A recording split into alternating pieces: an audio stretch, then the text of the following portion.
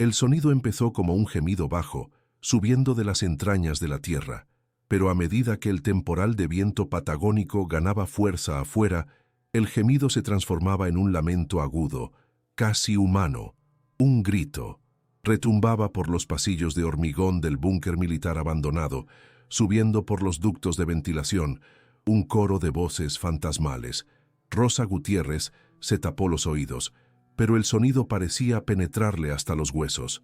«Mamá, hace que pare», gritó su hija Sofía, de 5 años, enterrando el rostro en la bolsa de dormir mohosa. «Son ellos, son las almas torturadas». La leyenda del silo nuclear era real.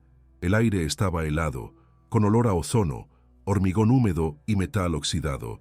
«No son almas, Sofía, es el viento», dijo Rosa, la voz sonando débil y temblorosa contra el alarido, pero ni ella misma estaba segura. Mateo, su hijo de 9 años, estaba sentado quieto, el rostro pálido bajo la luz de la linterna, sosteniendo un caño de hierro. Estaba enfermo, necesitaba remedios, y ella los había traído a esta tumba de hormigón en medio del desierto barrido por el viento. La tormenta afuera golpeaba la torre de radio oxidada, y cada ráfaga enviaba un nuevo grito por los túneles. «No aguanto más», sollozó Sofía. Ese sonido era el sonido de la locura, el sonido que, según la leyenda, había enloquecido a su tío abuelo.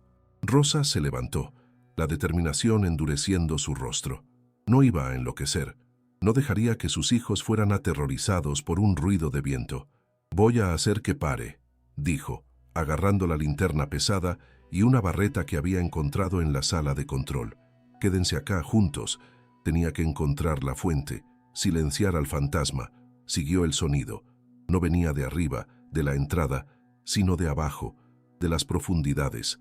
Bajó la escalera de metal, sus pasos retumbando, el sonido de los gritos, volviéndose más fuerte, más claro, más aterradoramente humano, viniendo de los niveles inferiores. Nivel 1, nivel 2. El aire se volvía más frío, más denso. Stencils militares desteñidos marcaban las paredes. Sala de comando. Enfermería, ma. El agua goteaba de caños corroídos. Llegó al nivel 3, el más profundo. El sonido era casi ensordecedor acá, un lamento agudo viniendo de un ducto de ventilación específico. El aire que salía de él estaba helado. Siguió el ducto de metal oxidado hasta un pasillo sin salida. El ducto entraba en una pared que parecía sólida, pero el sonido parecía venir de adentro de la pared. Golpeó con el puño, el hormigón era sólido, pero allí al final el sonido era diferente. Golpeó de nuevo, esta vez con la base de la linterna. No era hormigón, era yeso, hueco. El corazón de Rosa se disparó. ¿Por qué habría una pared falsa de yeso en el nivel más profundo de un búnker militar? El sonido de los gritos del viento venía de detrás de ella. Puso la barreta en la junta entre el hormigón y el yeso. Con un gruñido hizo palanca. El yeso, viejo y húmedo, se rompió fácilmente, deshaciéndose en una nube de polvo blanco que la hizo toser. No era una pared, era una fina capa, como papel de pared, diseñada para esconder lo que había detrás. Detrás del yeso roto había acero. Una puerta, una pesada puerta de acero tipo bóveda, con una rueda de presión sellada no con óxido, sino con un burlete de goma que todavía parecía intacto. El sonido de los gritos no venía de la puerta, sino del ducto de ventilación que entraba en ella, lo que significaba que el viento estaba circulando por ese cuarto sellado. Alguien no quería solo cerrar este cuarto, quería que respirara. Movida por un impulso que no entendía, giró la rueda de presión. Con un gemido metálico y la liberación de aire presurizado, la puerta se abrió. El aire que salió de adentro era diferente. No era el aire húmedo y mohoso del búnker. Estaba seco y olía a papel viejo, tinta y cinta magnética. Apuntó la linterna hacia adentro. Era una sala de archivos. Estaba en perfectas condiciones. Estanterías metálicas del piso al techo, repletas de cajas de archivo grises. En una pared, estantes de acero contenían docenas de grabadores de cinta abierta y latas de cinta. Estaba todo etiquetado con precisión militar. Entró, sus pasos ahogados por el aire quieto. Jaló un cajón de uno de los archivos. Estaba lleno de carpetas. En la tapa de una carpeta leyó el sello rojo. Confidencial, Proyecto Omega. Agarró la carpeta. Y entonces, sobre una mesa en el centro de la sala, lo vio. Un único libro, dejado afuera, como si estuviera en uso. Un diario de tapa negra, grueso. Apuntó la luz hacia él. En la tapa, en letras doradas grabadas, había un nombre y un título que harían temblar al país entero. Diario de Operaciones, General Villegas. Lo abrió en la primera página, y lo primero que leyó hizo que la sangre en sus venas se helara. Apenas un año antes, el mundo de Rosa Gutiérrez olía a grasa de motor y al mate caliente que ella preparaba al amanecer. La pequeña casa prefabricada en la villa de la compañía, aunque pertenecía a Petro Austral, era un hogar. Su marido, David, era el mecánico jefe de la plataforma, un tipo de manos callosas y risa fácil. Llegaba cubierto de aceite, pero siempre tenía energía para levantar a Sofía en el aire, haciéndola gritar de alegría. Rosa recordaba cómo él y Mateo pasaban las tardes libres arreglando el motor viejo de un jeep, los dos cubiertos de mugre, felices. No eran ricos, pero eran una familia de verdad, una unidad sólida contra el viento constante y desolador de la Patagonia. La vida era dura, pero era buena. David era un tipo de principios, y eso era lo que Rosa más amaba de él. No tenía miedo de hablar. En las últimas semanas antes del accidente, ella lo veía volver a casa tenso, los hombros cargados no solo por el cansancio. «Están recortando gastos, Rosa», le confió una noche, la voz baja. «Que las válvulas de presión del compresor 3 están gastadas. Le avisé al supervisor. Le dije que era una trampa mortal. Había llenado 3 informes de seguridad. Todos fueron ignorados. Les importa más la guita que la vida de los hombres», dijo, amargado. Pero seguía yendo, creyendo que su presencia podría evitar el desastre. La última mañana fue como cualquier otra. La besó, el gusto a café en sus labios. «Decile a Mateo que llegó la pieza del carburador», dijo, guiñando un ojo. «Vamos a terminar el jeep el sábado». Salió por la puerta antes del amanecer, el sonido de su camioneta desapareciendo en la oscuridad del desierto. Rosa hizo el desayuno, llevó a los chicos a la escuela de la compañía y empezó a lavar la ropa. No tenía red de apoyo. Su familia estaba a 1000 kilómetros al norte, en Buenos Aires, pero lo tenía a David, y eso, creía ella, era suficiente para enfrentar cualquier temporal que el Atlántico Sur pudiera enviar. El temporal llegó, pero no del mar. Vino en forma de sirena, no una ambulancia, la sirena de la propia compañía, un sonido agudo e insistente que hizo que todas las esposas de la villa salieran de sus casas. Una nube de humo negro se elevaba desde la plataforma, visible incluso a kilómetros de distancia.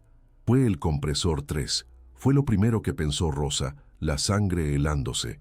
Corrió al portón principal con las otras mujeres. Esperaron horas. Nadie decía nada. El silencio de los guardias era más aterrador que cualquier alarma. Solo al anochecer salió un hombre de traje. El hombre era don Armando Villegas, el CEO, el hijo del general. No parecía un hombre de luto, parecía un hombre con un inconveniente. Hubo un accidente, le dijo a la multitud de mujeres ansiosas, una explosión catastrófica. Y entonces sus ojos fríos encontraron los de Rosa.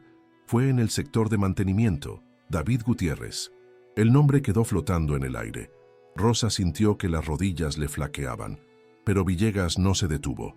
Una investigación preliminar indica negligencia grave, un error humano que costó la vida de 3 hombres. La difamación empezó ahí mismo, en el portón, antes incluso de que recuperaran el cuerpo de su marido. El funeral fue una farsa fría. Petro Austral pagó por un cajón sellado y una ceremonia rápida. El accidente fue tapado, pero el susurro de la negligencia se convirtió en un grito. El diario local, controlado por la compañía, publicó una nota. Error de mecánico, causa tragedia. David, el hombre meticuloso que llenó 3 informes de seguridad, estaba siendo culpado por la explosión que intentó evitar. Rosa se sentó en la primera fila de la iglesia, escuchando las palabras vacías del cura, sabiendo que su marido no solo había muerto, había sido asesinado, y, ahora, su memoria estaba siendo crucificada. La crueldad de la empresa fue inmediata. Una semana después del funeral, un abogado de Petro Austral visitó a Rosa, no para ofrecer condolencias, sino con papeles. Como la investigación concluyó negligencia por parte de su marido, la compañía no pagará la indemnización por muerte, dijo, la voz monótona. Le empujó otro papel. Y como usted ya no es empleada ni dependiente, tiene 30 días para desalojar esta casa. El desalojo. 30 días. Rosa, todavía paralizada por el luto, tuvo que absorber la bancarrota y la falta de vivienda en un solo golpe. Rosa se negó a aceptar. Sabía que David no era negligente. Sabía de los informes de seguridad. Tomó todos los ahorros que ella y David habían guardado, la plata para la facultad de Mateo, y contrató a un abogado local, el único que pudo encontrar. Parecía optimista al principio. Tenemos un caso, Cira Gutiérrez, pero Petro Austral era un pulpo. El caso se estiró por 2 meses, y entonces el abogado llamó.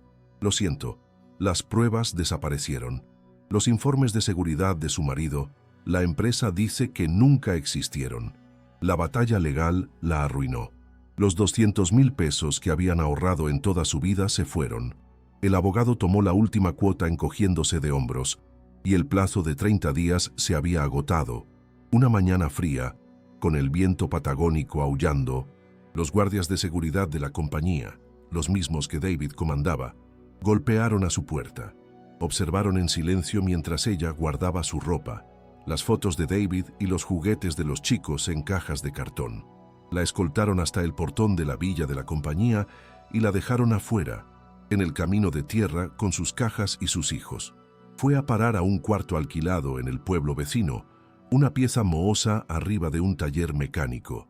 El olor a grasa, que antes la confortaba, ahora la hacía llorar. Intentó buscar laburo, pero Petro Austral era la única empleadora. Nadie la contrataba. No era solo la viuda de David, era la viuda problemática, la mujer que se atrevió a demandar a don Armando Villegas. Las otras esposas de trabajadores, con miedo de perder sus propios empleos, cruzaban la calle para no hablar con ella. Estaba contaminada. Fue cuando Mateo enfermó. La pieza mohosa.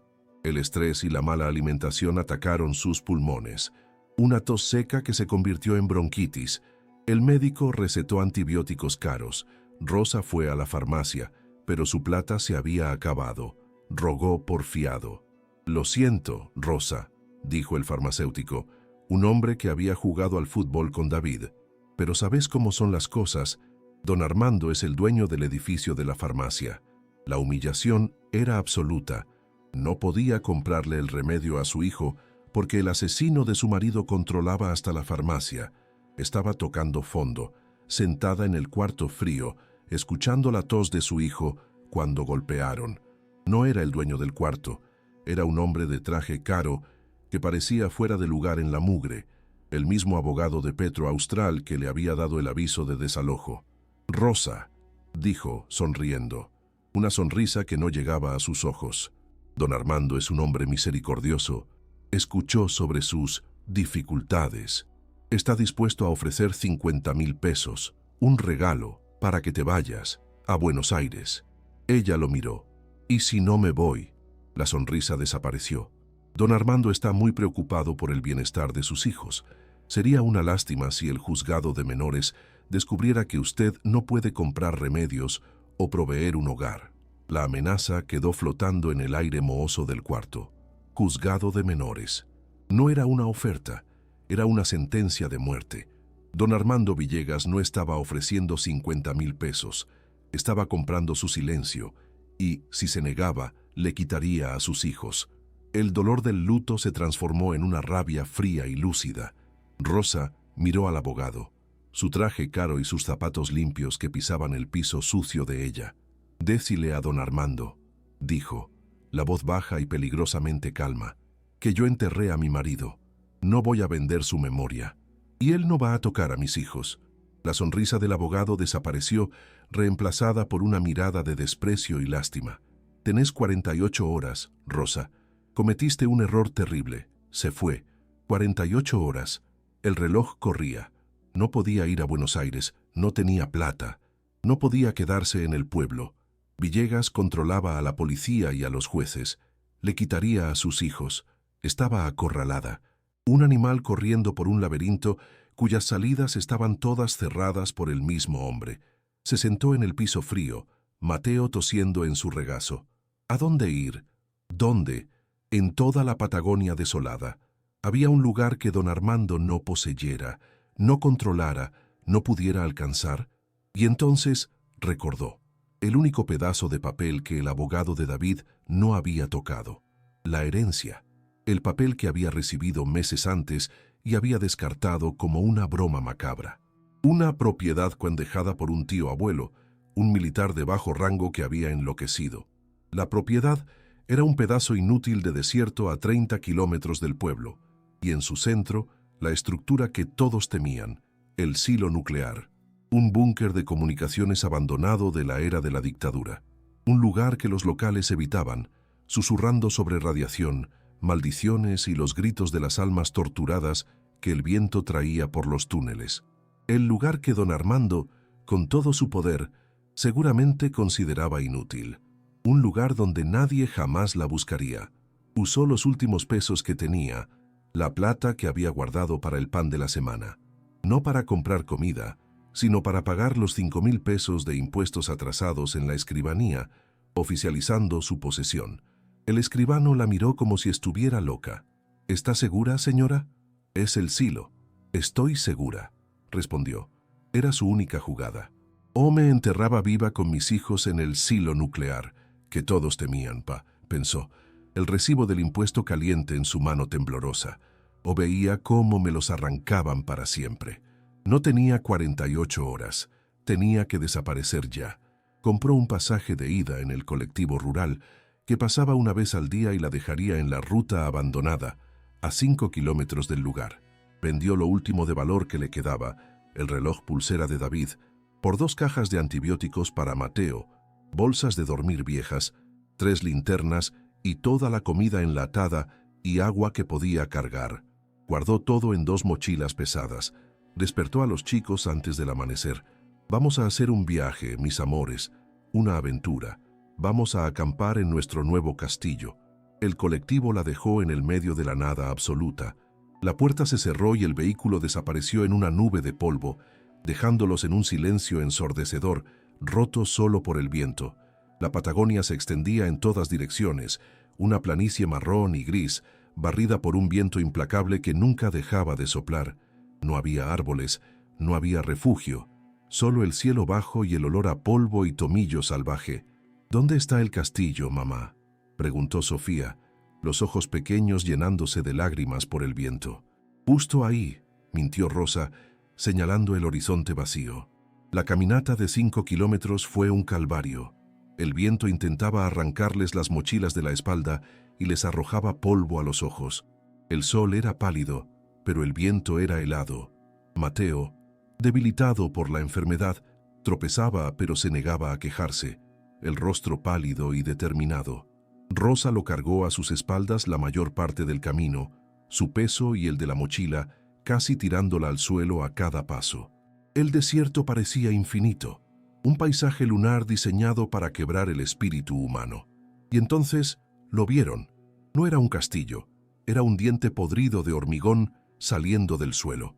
La única estructura visible en la superficie era una pequeña garita de entrada, un cuadrado de hormigón gris oscuro, marcado por décadas de viento y grafitis desteñidos. Al lado, una torre de radio oxidada, de unos 30 metros de altura, gemía y crujía con el viento, produciendo un sonido bajo y lastimero. Era lo único en kilómetros. «Es ahí», dijo Rosa, la voz ronca, «la entrada al silo nuclear». La puerta principal era una plancha de acero de 5 centímetros de espesor, pintada de verde oliva, ahora desteñida y cubierta de óxido color sangre. No estaba cerrada con llave. Al último militar que se fue, décadas atrás, evidentemente no le importó. Las bisagras, del tamaño del brazo de Rosa, protestaron con un chirrido metálico ensordecedor cuando la abrió, el sonido barrido instantáneamente por el viento. La puerta se abrió a una oscuridad total. Un agujero negro que olía a hormigón frío, moho y algo más. algo metálico y muerto, como ozono viejo. Rosa encendió la primera linterna. El haz de luz cortó la oscuridad, iluminando el primer tramo de escaleras de hormigón que descendía a la tierra. «Mamá, no quiero», gimoteó Sofía, aferrándose a la pierna de Rosa. «Huele a monstruos». «Los monstruos no existen, mija», dijo Rosa, la voz más valiente de lo que se sentía. «Los monstruos usan traje y manejan autos caros. Esto es solo una casa, nuestra casa». Dio el primer paso hacia abajo, hacia el frío y la oscuridad. El silencio era absoluto, excepto por el goteo distante del agua. Bajaron. Nivel 1. El aire se volvió inmediatamente más frío, más pesado. El silencio era tan profundo que podía oír la sangre latiendo en sus oídos. Los haces de sus linternas danzaban en las paredes de hormigón desnudo, marcadas con stencils militares desteñidos. Depósito, generador. El piso estaba cubierto por una fina capa de polvo y excremento de ratas. En un rincón, un catre de metal oxidado estaba volcado. El lugar era una tumba que los protegería del único monstruo que temía. Rosa eligió un cuarto en el nivel 1, una antigua oficina de comunicaciones como base. Al menos tenía una puerta de metal que podía cerrar. Armó las bolsas de dormir en el piso de hormigón frío. Le dio a Mateo su dosis de antibiótico y abrió una lata de porotos fríos. Comieron en silencio, bajo la luz de las linternas, el sonido de sus propios cubiertos de campamento pareciendo profanamente alto. «¡Qué silencio, mamá!», susurró Mateo. «Sí», dijo Rosa, «es seguro». Mientras los chicos exploraban nerviosamente el cuarto, el haz de luz de Mateo golpeó algo en la pared cerca de la puerta. Estaba cubierto de mugre, pero era metálico. Rosa lo limpió con la manga. Era una placa de bronce, ahora verde por el óxido. Tenía el escudo del ejército argentino y una inscripción: Centro de Comunicaciones Estratégicas, Atlántico Sur, General J. M. Villegas, Comandante, 1976-1983. Villegas, el mismo apellido. Don Armando era el hijo del general. Se estaba escondiendo del hijo en la guarida secreta del padre. La primera noche fue una prueba de nervios. El búnker no era silencioso. Gemía. La estructura de hormigón, con sus kilómetros de túneles y ductos, parecía respirar. El agua goteaba en patrones rítmicos, sonando como pasos lejanos, y el viento, cuando soplaba fuerte afuera, encontraba una entrada en los pozos de ventilación, creando un gemido bajo y distante que parecía venir de las propias paredes. «Los gritos», susurró Mateo, los ojos desorbitados. «Es solo el viento», repitió Rosa, pero el escalofrío en su columna decía lo contrario. La segunda noche fue cuando empezó el infierno. El temporal que temían llegó con toda su fuerza. Afuera, en la superficie, el viento aullaba como un demonio, y ese viento, forzado hacia adentro del complejo sistema de ventilación del búnker, era canalizado, comprimido y expulsado por los ductos. El resultado no era un gemido, era un grito, un lamento agudo, resonante, que parecía venir de múltiples direcciones a la vez, el sonido de 1000 voces en agonía. «¡Son ellos! ¡Son ellos!», gritó Sofía escondiéndose en la bolsa de dormir. Los chicos estaban aterrados y Rosa estaba al límite. El sonido era psicológicamente insoportable. No sobreviviría allí si no podía pararlo. «¡Basta!», gritó, no a los chicos, sino al propio búnker. Agarró la linterna y la barreta. «Quédense acá». Tenía que encontrar la fuente. Siguió el sonido más fuerte, bajando, bajando, el alarido volviéndose más agudo, más desesperado, viniendo del nivel 3. Corrió por los pasillos oscuros, el haz de su linterna balanceándose locamente, el sonido de los gritos retumbando en su cabeza. Llegó al pasillo sin salida, el sonido viniendo de la pared falsa de yeso que había notado antes. El viento estaba siendo forzado por un ducto, golpeando contra esta pared y resonando. Era ahí. Si estuvieras en su lugar, con tus hijos aterrados y el sonido de gritos llenando tu casa, ¿huirías de vuelta al peligro o enfrentarías al fantasma de hormigón? Comenta ahí. Rosa levantó la barreta.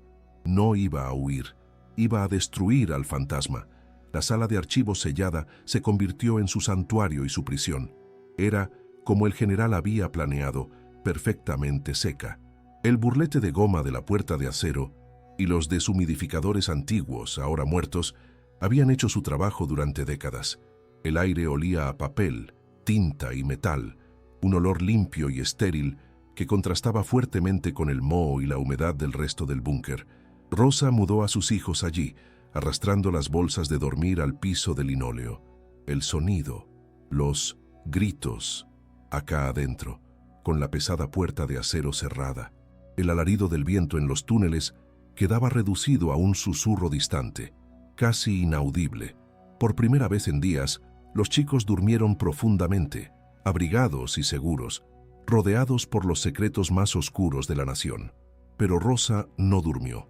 Con los chicos a salvo, encendió su linterna más potente y empezó a trabajar la verdadera ejecución del descubrimiento.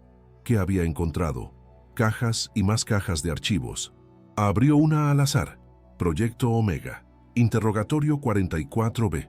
Adentro, una carpeta y una cinta de bobina abierta. Miró al otro lado de la sala. Los grabadores militares parecían muertos, pero, como el resto de la sala, estaban impecablemente mantenidos.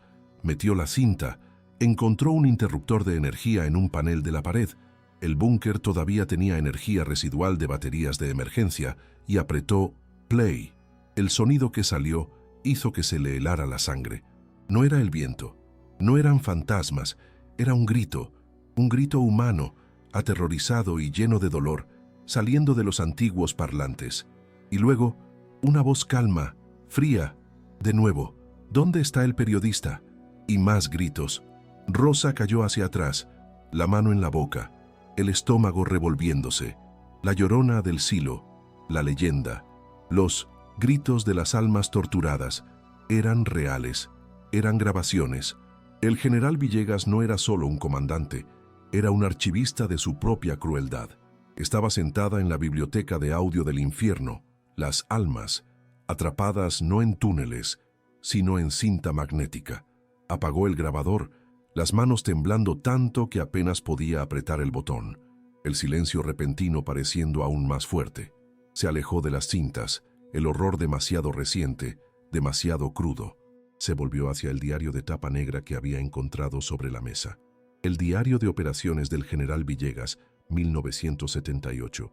La caligrafía era precisa, fría, desprovista de emoción. Empezó a leer, la luz de la linterna corriendo por las líneas. Eran registros de sus éxitos. Detallaba el Proyecto Omega, el plan para interrogar y descartar opositores políticos que eran traídos a este mismo silo. Lejos de los ojos de Buenos Aires, se jactaba de su eficiencia. Se jactaba de cómo los gritos no podían oírse en la superficie, excepto por el viento en los ductos, lo cual le parecía poético. Rosa hojeó las páginas, sintiéndose enferma. Ahora entendía la maldición. Entendía por qué su tío abuelo, un simple militar de bajo rango que debía saber lo que pasaba acá, había enloquecido o había sido silenciado. Pero esto era historia. Era un horror de hacía 45 años. No la ayudaba ahora, no la protegía de don Armando. Buscaba algo que pudiera usar, algo que la conectara con el presente. Dejó a un lado el diario de tortura. Había otros archivos. Jaló un cajón de metal marcado como Finanzas, Personal. Adentro, otro libro de contabilidad. Este no sobre operaciones, sino sobre números. Y los números contaban una historia aún más impactante. El general Villegas no solo estaba sirviendo a la dictadura, la estaba desfalcando. El diario detallaba, con la misma precisión fría, el Proyecto Atlántico. Cómo usó el caos de las desapariciones para saquear las bóvedas del Banco Central. No estaba robando pesos, estaba robando lingotes de oro. El silo no era solo un centro de tortura, era una bóveda de tránsito. El diario listaba fechas de envío, cantidades y, crucialmente, números de cuentas en Suiza. Y entonces vio el nombre. Acceso de nivel 2 concedido a A.V. Armando Villegas. Su hijo. El general estaba entrenando a su heredero. El diario detallaba cómo el oro era derretido y contrabandeado fuera del país. y cómo el joven Armando, entonces de 20 y pocos años, estaba en Europa, abriendo las cuentas que recibirían los fondos. «Mi hijo», escribió el general, «usará esta base para construir un imperio. Petro Austral será nuestro legado, lavado y limpio». A Rosa le faltó el aire. Petro Austral, la empresa que mató a su marido, no fue fundada con capital de riesgo. Fue fundada con oro robado y sangre. Lo tenía. La conexión, el motivo, el origen de don Armando era tan sucio como el destino de sus enemigos. Pero seguía siendo historia. Podía probar que era un ladrón, pero no podía probar. ¿Qué? Fue interrumpida por un sonido. No era un grito de una cinta. Era un sonido nuevo, un ruido metálico, viniendo de arriba, de la superficie. Alguien estaba en la entrada del búnker. Corrió, cerrando la puerta de la sala de archivos por dentro. Ahora tenía la llave, y subió los 3 tramos de escalera en silencio, la barreta en la mano. Llegó al nivel 1, cerca de la entrada principal. Oyó voces. «Rosa Gutiérrez, salga. Este es un aviso oficial». Eran policías, la policía local, los perros de don Armando. Rosa gritó de vuelta desde la oscuridad, su voz retumbando en el hormigón. «No voy a salir. Esta es mi propiedad. Tengo los papeles». Hubo una pausa. Los policías estaban nerviosos. La leyenda del silo era demasiado fuerte. «Señora, este lugar fue clausurado. Hay riesgo de radiación. Estamos acá por su propia seguridad. Salga ahora o nos veremos forzados a sacarla». La mentira, radiación. La intimidación. «Mentira», gritó de vuelta, sintiéndose sorprendentemente segura en su fortaleza de hormigón. «No hay radiación, y ustedes lo saben.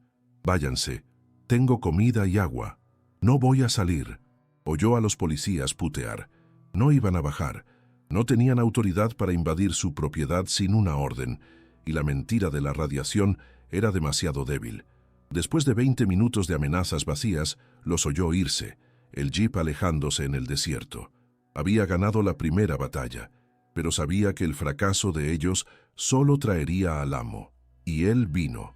A la mañana siguiente, el sonido no fue de un jeep, sino el golpeteo rítmico y ensordecedor de las aspas de un helicóptero. El sonido era tan fuerte que el búnker entero parecía vibrar. Rosa corrió a la sala de control, donde una pequeña ventana de periscopio, polvorienta, daba una visión de la superficie. Un helicóptero negro, con el logo dorado de Petro Austral, estaba posado a 30 metros de la entrada.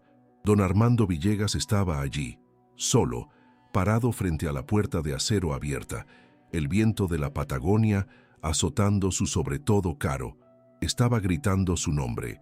Rosa subió las escaleras, el corazón desbocado. Se detuvo en la sombra de la entrada, a 10 metros de él, la barreta en la mano. La luz del sol de la mañana del desierto era tan brillante que la cegó por un momento. «¡Rosa!», gritó. La voz ya no la del abogado, sino la de un rey furioso. «Te di una salida, te ofrecí guita, y elegís esto, la tumba de mi padre». «Es mi casa», dijo Rosa, la voz firme. «Una casa que usted quiere clausurar con mentiras sobre radiación». Los ojos de Armando se entrecerraron. Miró el silo, el lugar que claramente odiaba y temía. «No tenés idea de lo que estás haciendo. Estás revolviendo cosas que no entendés». Dio un paso hacia la entrada oscura. «Tu marido era un curioso, Rosa. Hacía mantenimiento en los generadores eólicos acá cerca. Le gustaba explorar». El corazón de Rosa se detuvo. «¿Qué está diciendo?». «Estoy diciendo», dijo Armando, la voz bajando a un susurro cruel, «que encontró algo que no debía. Una escotilla de ventilación externa, cerca de los generadores. Hizo preguntas. Era un buen mecánico, pero un tipo muy curioso. No te mueras por el mismo motivo, Rosa. Algunos túneles deben permanecer cerrados». La amenaza la golpeó como un golpe físico. No era una amenaza, era una confesión. Se lo estaba diciendo. Estaba conectando a su marido con este lugar. El helicóptero despegó, dejándola sola en la entrada, el viento frío pareciendo burlarse de ella. Corrió de vuelta abajo, corrió de vuelta a la seguridad de la sala de archivos. Ya no buscaba historia, buscaba un asesinato. Cerró la puerta de acero con llave, las manos temblando tanto que apenas podía girar la rueda. Se abalanzó sobre los archivos. El diario del general lo había agarrado. Había leído su amenaza, pero necesitaba más. Empezó a jalar cajones, mantenimiento, protocolos. Esa infraestructura estaba frenética, tirando archivos al piso. Si su marido encontró una escotilla, el general sabría sobre ella. Y entonces lo encontró. No era un diario, era un manual de operaciones del silo, con planos detallados. Lo abrió, las páginas gruesas y técnicas. Encontró el nivel 3, y allí estaba, la sala de archivos. Siguió los ductos de ventilación. El ducto que causaba los gritos no iba a la superficie, iba a un filtro secundario, y luego a una escotilla de ventilación de emergencia externa, a 1,5 kilómetros de distancia, escondida en las lomas, justo donde ahora estaban los generadores eólicos de Petro Austral. La escotilla que David, su marido, el mecánico curioso, debió haber encontrado mientras hacía el mantenimiento. Volvió al diario del general, el primero, el de operaciones. Creyó que lo había leído todo, pero estaba buscando tortura. No estaba buscando ingeniería. Hojeó hasta el final, y allí estaba, el clímax del descubrimiento. La última sección, escrita en 1983, justo antes de que el silo fuera cerrado. El general estaba paranoico y estaba planeando el futuro de su hijo. La sección se titulaba Protocolo de Seguridad Permanente, Legado. El silo debe permanecer sellado, escribió el general. Las cintas son nuestra vergüenza, pero el oro es nuestro futuro.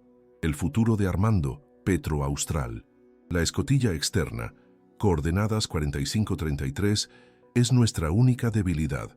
Si es descubierta por cualquier persona no autorizada después de mi partida, el protocolo Omega sigue aplicando. El silencio debe ser absoluto. La terminación está autorizada. El método 4B, accidente industrial plataforma, es el método de disimulación preferido y más limpio. Armando sabe lo que tiene que hacer. Rosa leyó las palabras una y otra vez, la sala dándole vueltas. Método 4B. La explosión. La negligencia. No fue un accidente. Ni siquiera fue un asesinato improvisado. Fue un protocolo. Don Armando Villegas no solo había matado a su marido, lo había hecho siguiendo el manual de asesinato de su padre. Estaba sosteniendo, en sus manos, la orden de ejecución preaprobada de David. El descubrimiento estaba completo, y estaba atrapada en la tumba que contenía el secreto. Rosa apenas tuvo tiempo de procesar la revelación del asesinato de su marido, la confesión de Armando. «No te mueras por el mismo motivo», retumbaba en su cabeza. El helicóptero había desaparecido, pero el silencio que dejó era más pesado y amenazador que el sonido de las hélices. Armando Villegas sabía que ella sabía. Ahora era una testigo, no de un crimen de hacía 40 años, sino de un asesinato de hacía 6 meses. Miró alrededor de la sala de archivos. Este ya no era su refugio, era su ataúd. El juego del gato y el ratón había terminado. El protocolo de silencio absoluto del general estaba ahora en vigor contra ella. Corrió a la sala de control, agarró la radio, pero estaba muerta. Las baterías principales del búnker llevaban décadas secas. La represalia no fue una amenaza, fue una ejecución. Al anochecer, oyó el sonido de camiones pesados llegando a la superficie. Esta vez no eran policías, eran cuadrillas de construcción de Petro Austral. Subió corriendo al nivel 1, el pánico apoderándose de ella. Gritó por la puerta de entrada principal, pero no hubo respuesta. Entonces oyó el sonido, un zumbido eléctrico agudo, y el olor a ozono y metal quemado. Estaban soldando, no intentaban entrar, la estaban sellando adentro.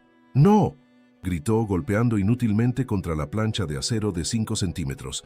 «Mis hijos están acá adentro». El único sonido de respuesta fue el zumbido del soplete de soldar, trazando su sentencia de muerte en la puerta. La habían enterrado viva. El soplete se detuvo después de 1 hora, reemplazado por sonidos de metal pesado siendo arrastrado. Estaban bloqueando la puerta por fuera. Estaba atrapada a metros bajo el desierto en un búnker de hormigón con sus 2 hijos pequeños y los secretos más oscuros de la nación. Don Armando Villegas no iba solo a matarla, la haría desaparecer en el mismo lugar que contenía la verdad. Ella, Mateo y Sofía se convertirían en otra parte de la leyenda del silo nuclear, más almas torturadas, cuyos gritos nunca serían oídos. El aire ya se sentía más pesado, más caliente.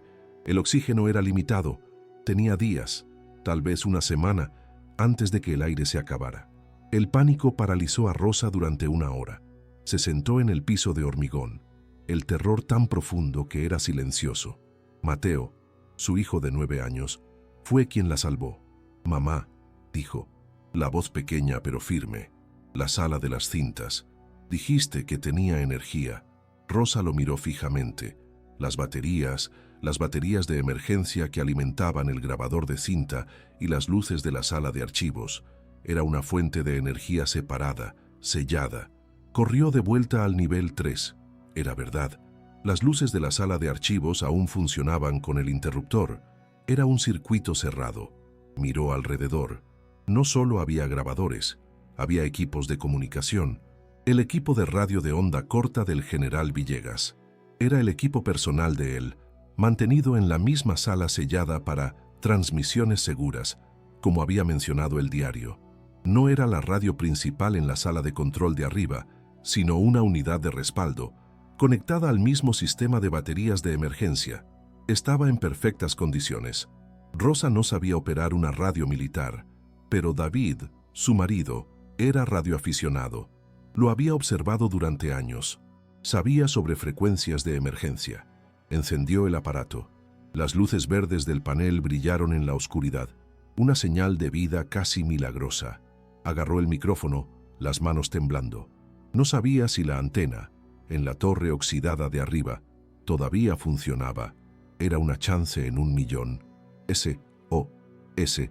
susurró, la voz ronca. S.O.S. Estamos atrapados. Búnker militar. El silo nuclear. Patagonia. Armando Villegas nos encerró acá adentro. Repitió, una y otra vez, subiendo el volumen, la voz ganando fuerza. Mi nombre es Rosa Gutiérrez. Estoy con mis hijos, Mateo y Sofía. Estamos en el nivel 3. Y entonces tuvo la idea que lo cambiaría todo. Agarró el diario del general. No iba solo a pedir ayuda. Iba a soltar la bomba.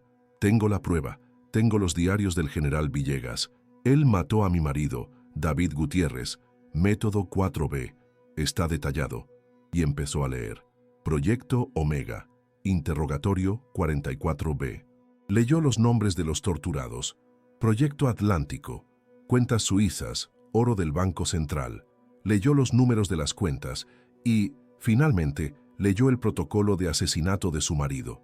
Durante horas, transmitió la voz enronqueciéndose, convirtiendo el silo nuclear en una estación de radio pirata de la verdad, enviando los gritos del silo al mundo, esperando que alguien, en algún lugar, estuviera escuchando esa frecuencia de emergencia militar olvidada hace mucho tiempo. La transmisión fue un tiro en la oscuridad que le dio al sol. Fue captada, no por un operador local, sino por un periodista de investigación en Buenos Aires, Martín Acosta, especializado en crímenes de la dictadura y que monitoreaba obsesivamente antiguas frecuencias militares. La grabó. No podía creer lo que oía.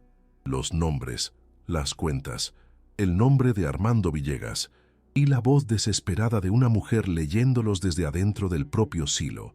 No llamó a la policía local, llamó al Ministerio de Justicia de la Nación y a la Comisión de Derechos Humanos, transmitiéndoles el audio en vivo. El escándalo explotó. La noticia no se filtró. Detonó. Los gritos del silo. Mujer enterrada viva Lee. Diarios de la dictadura por radio.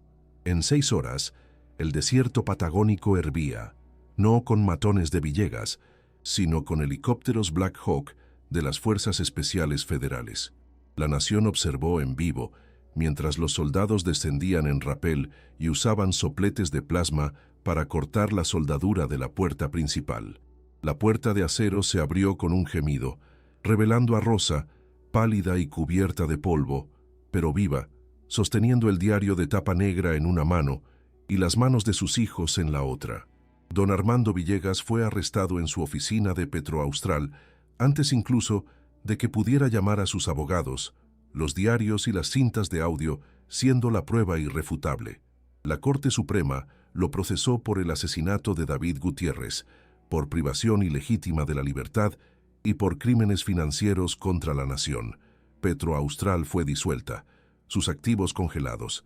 Rosa ganó la indemnización multimillonaria, pero no se la quedó. La usó para crear un fondo para las familias de las víctimas nombradas en los diarios. Y el búnker, el silo nuclear, fue transformado en el Memorial de la Verdad, el Memorial de los Gritos. Y dicen que el viento que sopla por los túneles del silo ya no carga los lamentos del pasado, sino el eco de la justicia, un recordatorio de que los gritos, incluso silenciados por el hormigón durante 45 años, siempre encuentran una voz que los libere.